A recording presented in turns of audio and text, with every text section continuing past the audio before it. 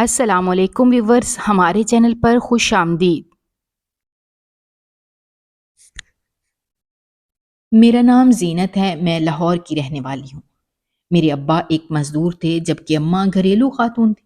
میں اور میرا بھائی اماں ابا کے ساتھ ایک چھوٹے سے 2 کمروں کے مکان میں رہائش پذیر تھے۔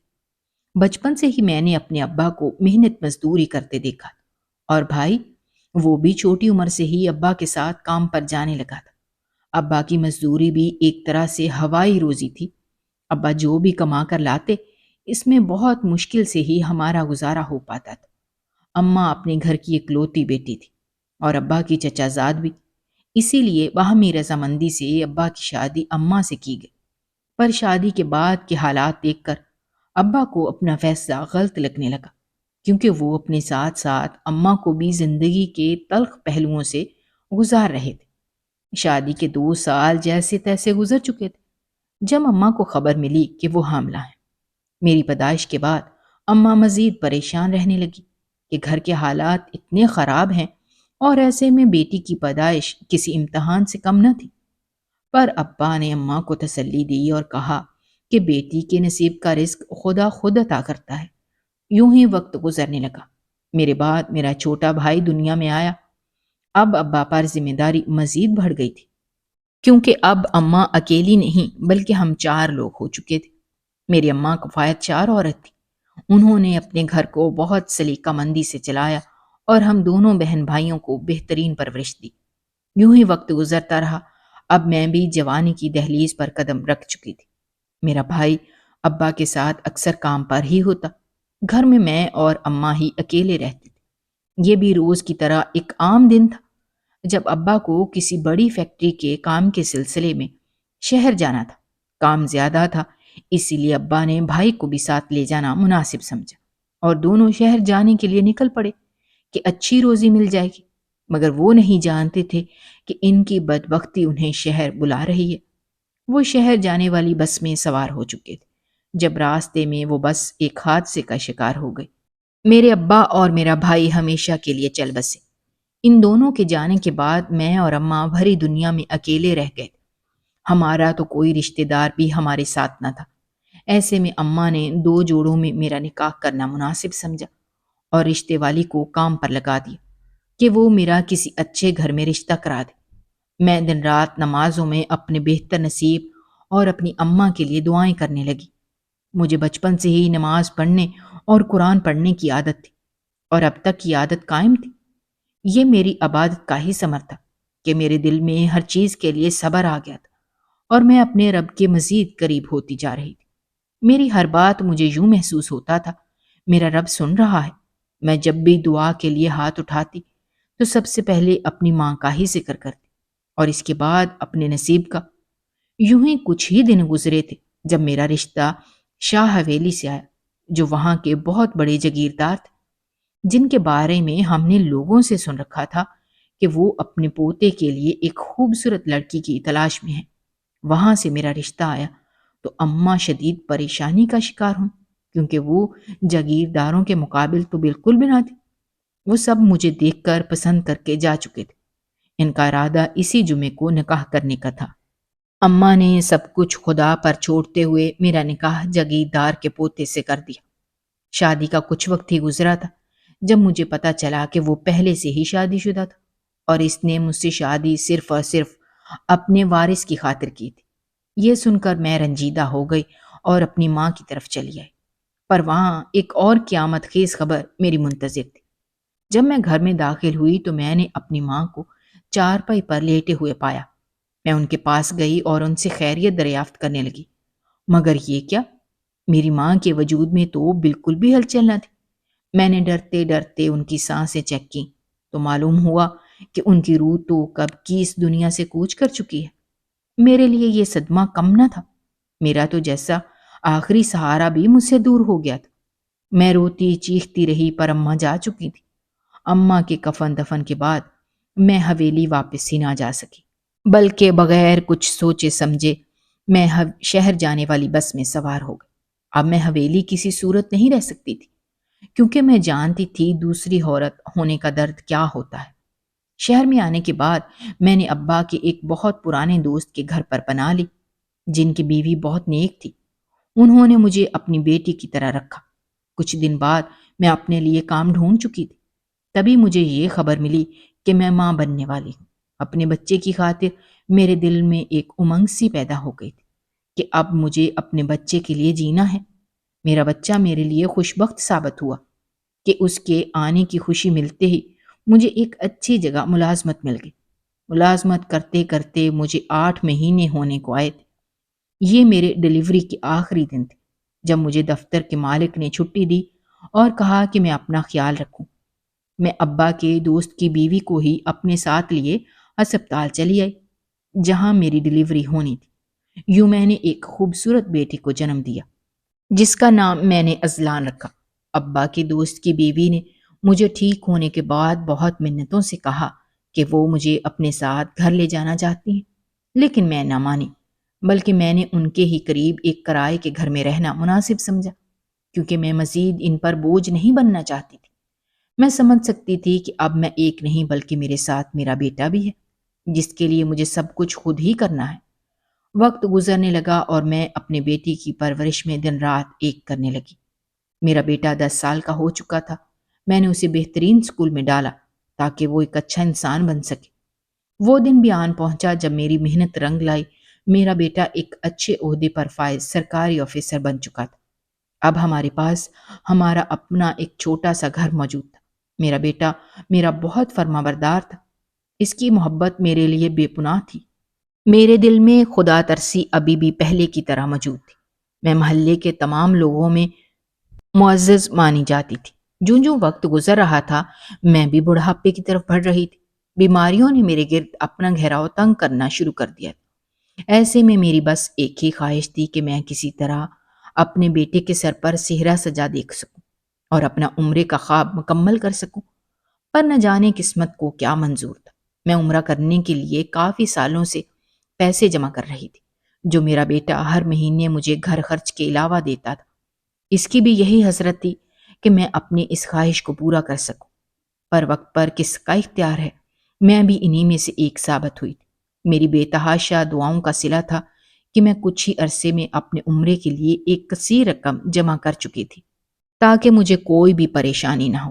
اب بس مجھے کسی بھی طرح عمرے کا فارم جمع کرانا تھا اور اپنے اللہ کا گھر دیکھنا تھا جس کا مجھے بے حد شدت سے انتظار تھا، پر شاید ابھی وہ وقت نہیں آیا تھا یا میرا بلاوا منظور نہیں ہوا تھا۔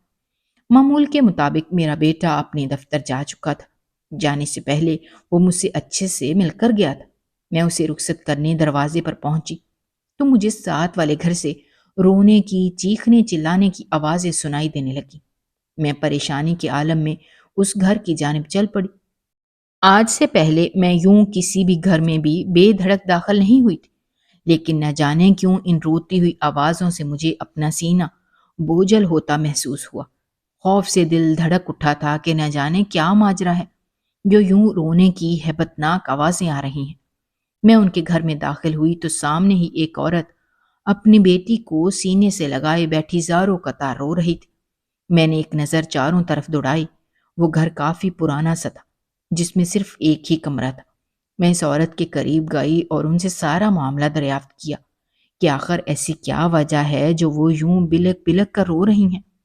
میرے پوچھنے پر وہ مزید آبدیدہ ہوتی مجھے سب کچھ بتانے لگی کہ ان کی 4 بیٹیاں تھیں جن میں سے وہ 3 کو بیاہ چکی ہیں، اب یہ سب سے چھوٹی ہے۔ شوہر کب کے انتقال کر چکے ہیں۔ شوہر کے بعد جیسے ان پر زندگی تنگ سی ہوتی گئی۔ وہ یہاں اکیلے اپنی جوان بیٹیوں کے ساتھ رہتی ہیں۔ بیٹی سلائی کرتی اپنے گھر کا رزق چلا رہی تھی۔ کچھ وقت پہلے ہی اس کا رشتہ ہوا تھا اور آج اس رشتے سے انکار ہو چکا تھا کیونکہ رشتے والے شادی کے بدلے بہت زیادہ جہیز مانگ رہے تھے۔ جہیز میں کمی کی صورت میں وہ یہ رشتہ ختم کرنے کو تیار تھے۔ اسی بات پر وہ دونوں ماں بیٹی روتے اپنا غم غلط کر رہی تھیں۔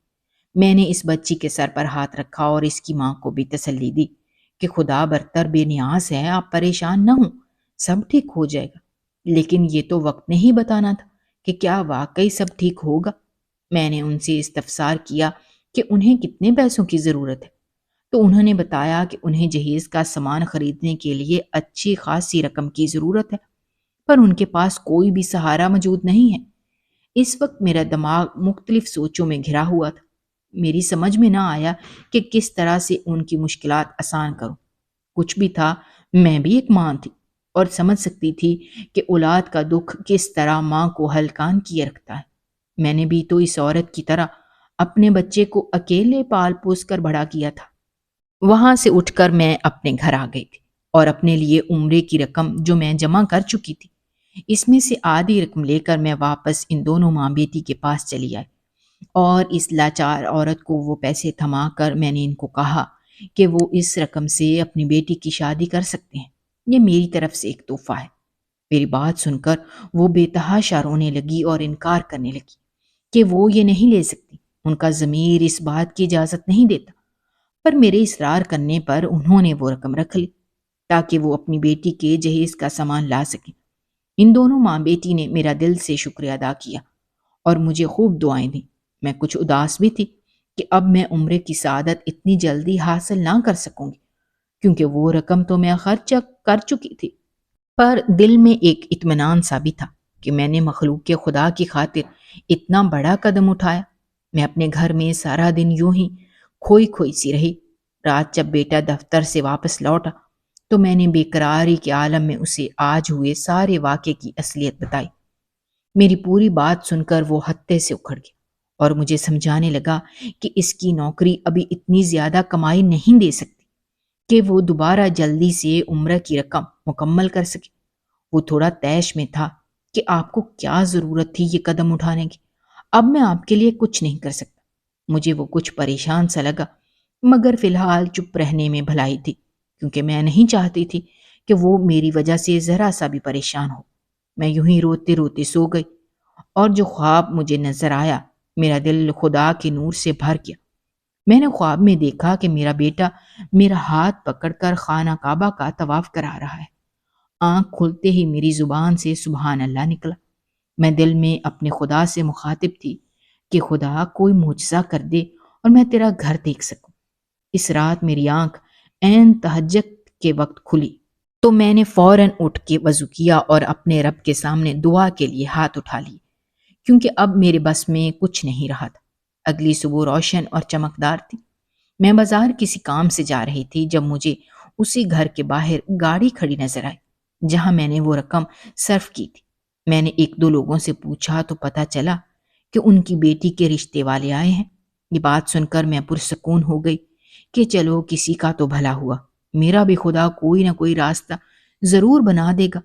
میں ان کے گھر کے سامنے سے گزر کر جانے ہی لگی تھی جب وہاں سے نکلتے لوگوں کو دیکھ کر میرے پیروں تلے زمین نکل گئی، کیونکہ وہ کوئی اور نہیں بلکہ میرے سسرالی رشتے دار تھے۔ میں حیرت زدہ سی اپنی ساس کو وہاں سے نکلتے دیکھ رہی تھی، جو اس وقت جھریوں زدہ چہرے لیے میری سوتن اور ایک لڑکی کے ساتھ موجود تھی۔ وہ لڑکا ہو بہو اپنی ماں کی طرح دکھ رہا تھا۔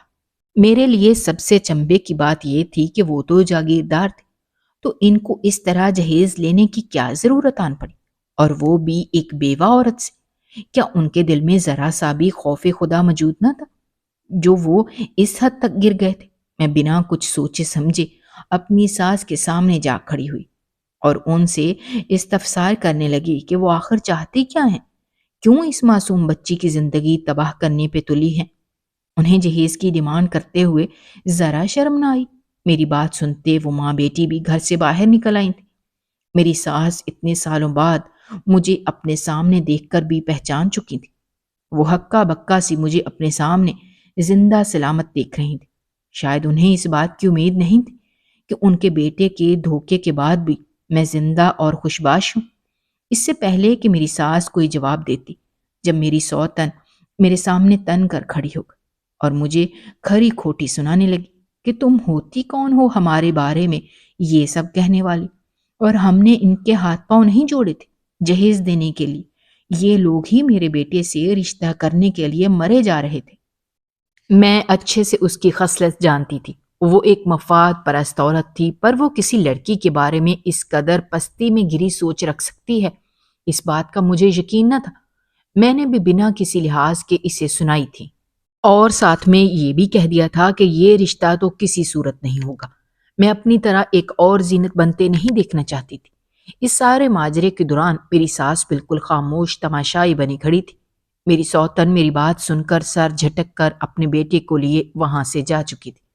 اب پیچھے میری ساس اور میں رہ گئے تھے۔ وہ مجھے دیکھ کر پوچھے بنا نہ رہ سکی کہ میں اتنے سالوں تک کہاں تھی۔ میں ان سے کچھ نہ کہا، بلکہ الٹا ان سے ہی سوال جواب کرنے لگی کہ آپ لوگ اتنے بڑے جاگیردار ہونے کے باوجود ایک غریب لڑکی کو اس طرح کیوں پریشان کر رہے ہیں؟ میری بات سن کر وہ آپ دیدہ ہو گئیں اور مجھے ساری بات بتانے لگی کہ میرے جانے کے بعد حویلی میں کیا کچھ ہو چکا تھا۔ انہوں نے مجھے بتایا کہ ان کا بیٹا، جو کہ میرا شوہر بھی تھا، مخالف قبیلے کی لڑائی میں بے دردی سے مار دیا گیا تھا، جس کے بعد شاہ حویلی کا زوال شروع ہو چکا تھا۔ قبیلے کے سرداروں نے میرے بیٹے کی موت کے بعد یہ فیصلہ کیا تھا کہ جب تک اس کا وارث نہیں آ جاتا، اس کی سرداری دوسرے قبیلے کو دے دی جائے گی، اور یہی ہوا۔ سرداری دوسرے قبیلے کو دے دی گئی۔ اس کے چلتے ہماری حویلی پر ان کا قبضہ ہو چکا تھا۔ ان کی پہلی بہو بھی اب ایک بیٹے کی ماں تھی، پر قبیلے والوں نے کسی بھی بات کا لحاظ کیے بنا انہیں حویلی سے نکال دیا اور وہ راستے پر آ گئے۔ انہوں نے پچھتاوے میں گھرے بات جاری رکھی کہ یہ شاید تمہاری بددعاؤں اور تمہارے ساتھ کیے گئے دھوکے کا ہی اثر تھا کہ خدا نے ہمیں دنیا میں ہی مکافات عمل دکھا دیا اور میرا بیٹا بھی مجھ سے چھین لیا۔ اپنی کہانی بتاتی وہ میرے سامنے ہاتھ جوڑ گئی کہ میں انہیں معاف کر دوں۔ جو کچھ بھی تھا وہ میرے ساتھ کر چکے تھے۔ ان کے بیٹے کو بھی میں خود قسمت کے اس انصاف پر حیران تھی اور افسردہ بھی کہ ان کے ساتھ اتنے سالوں میں کیا کچھ ہو چکا تھا۔ اگر دکھ میں نے برداشت کیے تھے تو شاہ حویلی بھی مکمل برباد ہو چکی تھی۔ شاہ حویلی سے جڑا میرا ہر تعلق مکمل طور پر ختم ہو گیا تھا۔ نہ جانے کیوں اپنے شوہر کی موت پر میرا دل غم سے بھر گیا تھا۔ وہ میری زندگی میں آنے والا پہلا مرد تھا۔ کچھ بھی تھا، میں اس کے نکاح میں تھی اور اس عمر میں یہ خبر میرے لیے کسی صدمے سے کم نہ تھی، پر میں ان کے سامنے کچھ بھی ظاہر نہیں کرنا چاہتی تھی۔ میں نے ان کے جڑے ہاتھ نیچے کیے اور انہیں بتایا کہ میں نے انہیں کبھی بددعا نہیں دی، بلکہ میں تو خود غموں کی ماری بس اپنے بیٹے کے لیے زندہ ہوں، جو کہ آپ کا پوتا ہے۔ اپنے پوتے سے ضرور ملیے گا، اسے اچھا لگے گا اپنی دادی سے مل کر۔ میں نے انہیں تسلی دی اور انہیں اپنے گھر آنے کا بھی کہا تھا۔ تبھی میری نظر پیچھے کھڑی لڑکی اور اس کی ماں پر پڑی، جو پریشان کن نظروں سے مجھے ہی دیکھ رہی تھی۔ میں ان کے پاس گئی اور ان کو کہا کہ شادی کے لیے پریشان ہونے کی بالکل بھی ضرورت نہیں ہے۔ تمہاری بیٹی میں کوئی کمی نہیں ہے جو تم اس عورت کے سامنے جھکو گی۔ تمہاری بیٹی کی شادی میں خود اپنے بیٹے سے کروں گی، اگر تمہیں کوئی اعتراض نہ ہو تو۔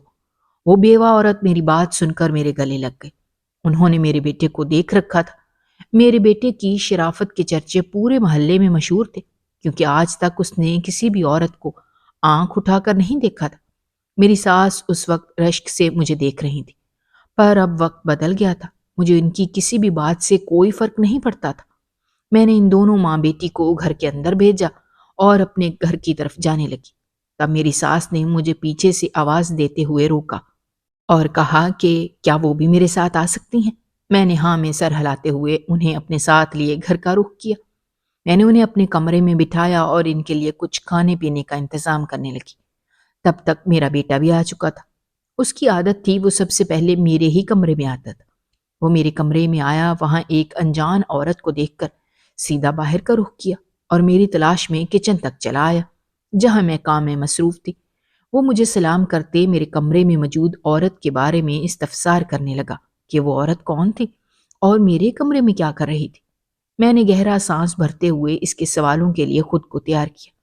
ایک نہ ایک دن تو یہ حقیقت اس کے سامنے آنی تھی کہ وہ شاہ حویلی کا وارث ہے۔ میں نے اسے ساتھ لیے اپنے کمرے کا رخ کیا تھا، جہاں میری ساس موجود تھی۔ ان کے سامنے ہی میں نے اپنے بیٹے کے سامنے ساری اصلیت کھول کر بتا دی تھی کہ شادی کے بعد میرے ساتھ کیا کیا ہوا اور کس طرح ہم اس شہر میں آئے اور اس عورت سے میرے بیٹے کا کیا رشتہ ہے۔ میرا بیٹا حیران پریشان سا میری ساری باتیں سن رہا تھا۔ وہ اکثر مجھ سے اپنے باپ کے بارے میں پوچھتا رہتا تھا، مگر میں نے آج تک اسے کچھ نہیں بتایا تھا، کیونکہ میں اسے دوہری اذیت کا شکار نہیں کرنا چاہتی تھی۔ جو دکھ میں برداشت کر چکی تھی وہ میں اسے دینے کا سوچ بھی نہیں سکتی تھی۔ میرا بیٹا ایک مکمل شخصیت تھا۔ میں اسے کسی بھی احساس کمتری میں مبتلا دیکھ کر گھٹ گھٹ کر نہیں مرنا چاہتی تھی۔ میری ساس میرے بیٹے کی طرف آئیں، اسے چومنے لگیں اور گلے سے لگا کر خوب رونے لگی کہ وہ ان کے بیٹے کی آخری نشانی تھا اور ہو بہو ان کے بیٹے سے ملتا تھا، پر میرا بیٹا ان سے صحیح سے نہ ملا تھا اور کمرے سے نکلتا چلا گیا۔ میں نے اپنی ساس کو سنبھالا جو روتے ہوئے بے حال ہو رہی تھی۔ مجھ سے مل کر دوبارہ آنے کا وعدہ کرتی وہ واپس اپنی دوسری بہو کے گھر کی طرف چل دی جہاں ان کا ٹھکانہ تھا۔ میں نے انہیں بہت روکنے کی کوشش کی پر وہ نہ رکی۔ ان کا کہنا تھا کہ وہ اس طرح سے اپنے پوتے کو تکلیف نہیں دینا چاہتی۔ ان کے جانے کے بعد میں اپنے بیٹے کے کمرے میں چلی آئی جو بیڈ پر سر تھامے بیٹھا تھا جیسے ابھی ساری کہانی سمجھنے کی کوشش کر رہا ہو۔ میں اس کے پاس بیٹھی تو اس نے مجھے سختی سے منع کر دیا کہ آج کے بعد شاہ حویلی یا اس سے جڑے کسی بھی شخص کا کوئی ذکر میرے گھر میں نہ ہو، ورنہ وہ یہ گھر چھوڑ کر چلا جائے گا۔ اس کی بات سن کر میں دہل اٹھی تھی۔ میرا بیٹا میری زندگی کا آخری سہارا تھا جسے کھونے کا سوچ کر میری روح تک کانپ اٹھی تھی۔ میں نے اسے پرسکون کیا اور اس کا سر اپنی گود میں رکھتے ہوئے ساری بات بتائی کہ میں نے اس کا رشتہ سامنے موجود معصومہ سے طے کر دیا ہے۔ میری بات سن کر وہ خاموش ہو گیا۔ اس کی عادت تھی وہ میری کبھی کوئی بات نہیں ٹالتا تھا۔ دن یوں ہی گزرتے رہے اور وہ دن بھی آ پہنچا جب میں اپنے بیٹے کا سہرا سجا رہی تھی۔ کل میرے بیٹے کا نکاح تھا۔ میں بے حد خوشی سے ساری تیاریاں، سارے انتظامات دیکھ رہی تھی جب معصومہ کی ماں میرے پاس آئی اور مجھے وہ رقم لٹانے لگی جو میں نے اس کی بیٹی کے جہیز کے لیے دی تھی۔ میں نے سرے سے ہی انکار کر دیا کیونکہ میں چاہتی تھی وہ رقم وہ معصومہ کے باقی کاموں کے لیے استعمال کرے اور شادی اچھی طرح سے سر انجام پائے۔ میری بات سن کر وہ تشکر سے مسکرائی اور واپس چل دی۔ آج میرے بیٹے کا نکاح تھا۔ میں نے اس کے منع کرنے کے باوجود بھی اس کی دادی کو نکاح میں شامل کر لیا تھا کیونکہ میں چاہتی تھی کوئی بھی ہم پر سوال نہ اٹھائے۔ میرے بیٹے کا نکاح معصومہ سے ہو چکا تھا۔ معصومہ واقعی معصوم سی بہت پیاری لگ رہی تھی۔ میں اسے اپنے گھر میں اپنی بہو بنا کر لا چکی تھی۔ کچھ رسموں کے بعد میں نے معصومہ کو اپنے بیٹے کے کمرے میں لا بٹھایا تھا اور اس کو تحمل سے سمجھانے لگی تھی کہ میرے بیٹے کا مزاج ہی کس طرح کا ہے اور اسے کس طرح سے اس کے ساتھ زندگی گزارنی ہے۔ اس نے میری تمام باتوں کو توجہ سے سنا، اس پر عمل کرنے کا عہد کیا تھا۔ میں باہر آئی تو میرا بیٹا تھکا تھکا سا وہیں چلا جا رہا تھا۔ میں نے اسے معصومہ کے کمرے کی طرف بھیجا اور خود ایک نظر گھڑی کی طرف دیکھ کر نماز پڑھنے چل دی کیونکہ یہ وقت میری نماز کا تھا جو میں کسی طور پر بھی قضا نہیں کر سکتی تھی۔ معصومہ میرے گھر کے لیے ایک روشن چراغ ثابت ہوئی تھی۔ اس نے جیسے میرے گھر میں خوشیاں ہی خوشیاں بھر دی تھیں۔ اس کے آنے کے بعد میرا بیٹا مسکرانا سیکھ رہا تھا۔ وہ جو ہر خوشی سے دور بھاگتا تھا اب چھوٹی چھوٹی خوشیاں ڈھونڈنے لگا تھا۔ میں اپنے بیٹے کے لیے بے حد خوش تھی کہ خدا نے اس کی زندگی میں معصومہ جیسی پاک لڑکی شامل کی تھی جس نے اس گھر کو جنت بنا دیا تھا۔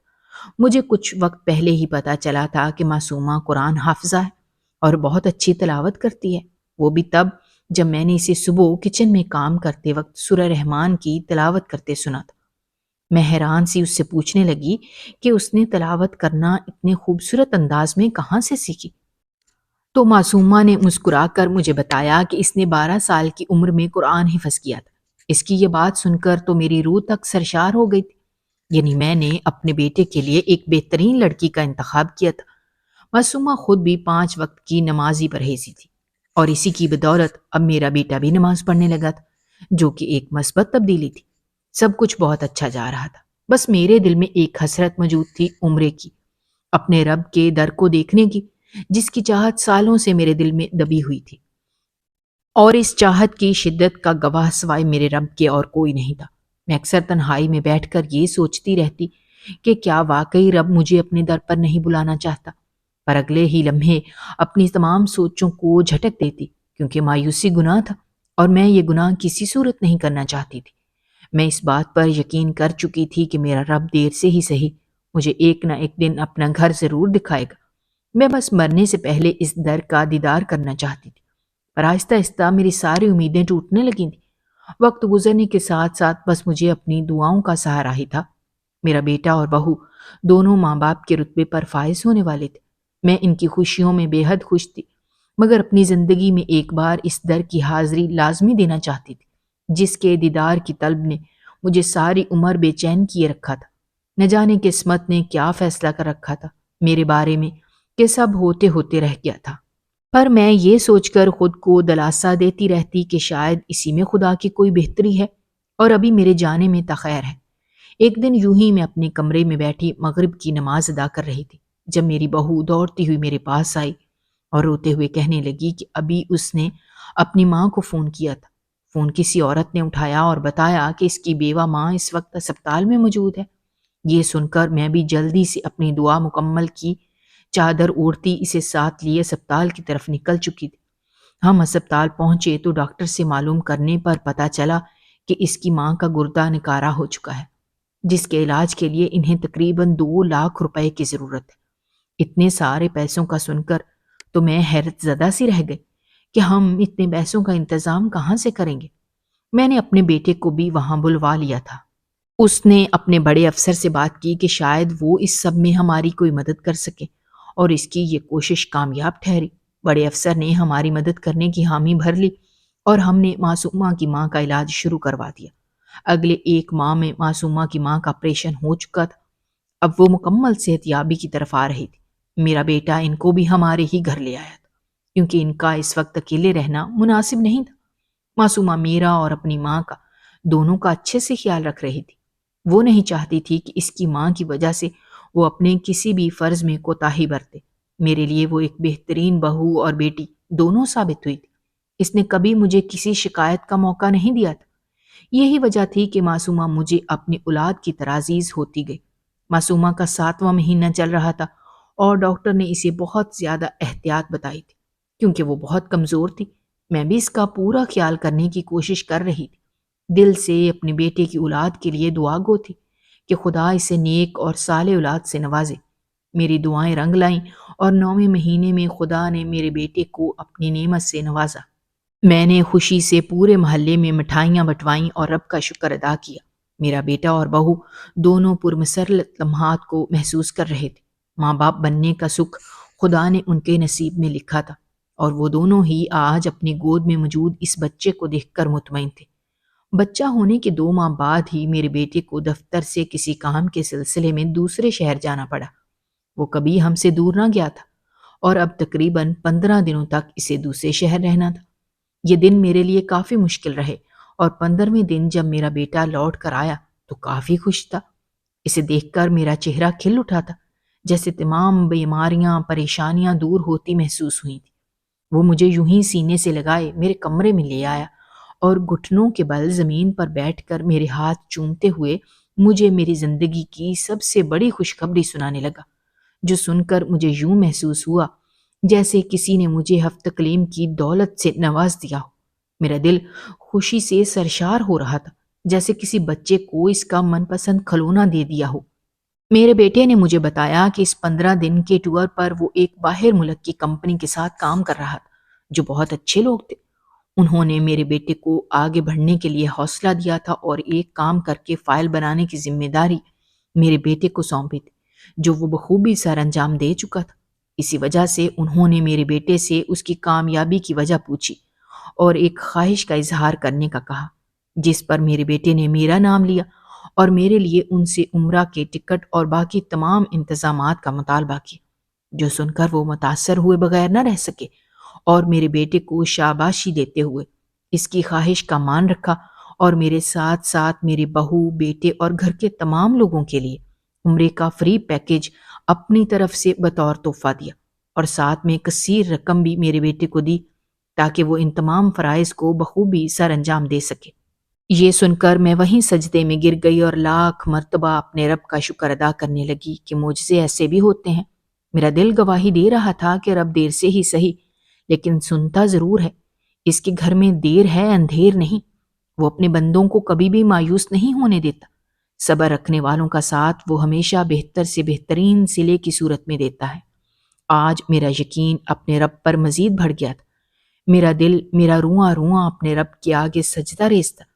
میں جو دعا روز اپنے رب سے دل میں مخاطب ہو کر مانگتی تھی وہ یوں قبول ہوگی مجھے یقین نہ تھا، پر وہ رب تو 70 ماؤں سے زیادہ پیار کرنے والا ہے۔ کیسے میرے دل کا حال نہ جانتا۔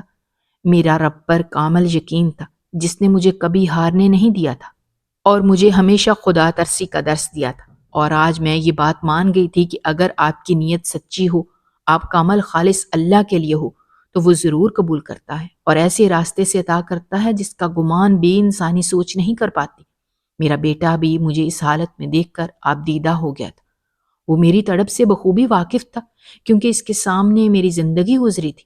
میں نے کبھی کسی کے بارے میں غلط نہ سوچا تھا، بلکہ اپنے سے بڑھ کر دوسروں کا خیال کیا تھا، تاکہ کل کوئی بھی خدا کے سامنے میری شکایت نہ کر سکے، اور میں اپنے رب کی بارگاہ میں جب حاضر ہوں تو میرا رب مجھ سے راضی ہو۔ میری خوشی کا اظہار ناممکن سا ہو گیا تھا۔ معصومہ بھی یہ خبر سن کر ہمارے پاس چلی آئی تھی۔ میرا بیٹا مجھے سینے سے لگائے چپ کر آ رہا تھا۔ میں بس دل میں اپنے رب کا شکر ادا کرتی جا رہی تھی۔ میرا دل کر رہا تھا کہ میں لوگوں کو بتاؤں، چیخ چیخ کر بتاؤں کہ خدا پر کامل یقین آپ کو جنت تک لے جاتا ہے، اور یہ تو پھر صرف عمرے کا انتظام تھا۔ میری ایک حسرت تھی جو خدا نے اس طرح پوری کی تھی، جس کا گمان بھی میں نہیں کر پائی تھی۔